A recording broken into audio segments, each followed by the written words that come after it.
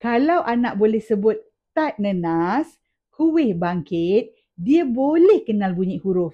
Percaya tak? Ramai ibu ayah sangka anak lambat membaca sebab tak pandai.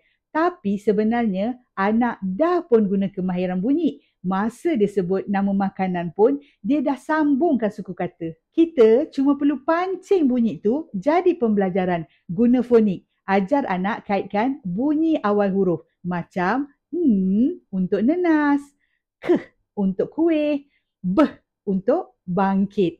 Dari situ, anak akan mula faham suku kata. Anak yang suka cakap dan main ni cepat pick up bila kita ajar cara fonik. Tiba-tiba dia boleh baca ba, na, ta. Dan akhirnya boleh baca sendiri nama kuih yang dia suka tu. Saya kongsikan banyak aktiviti fonik kreatif dalam playbook Jom Fonik 1.0 sesuai untuk musim raya dan hari biasa. Klik link kat bio untuk mula ajar anak kenal bunyi huruf hari ini.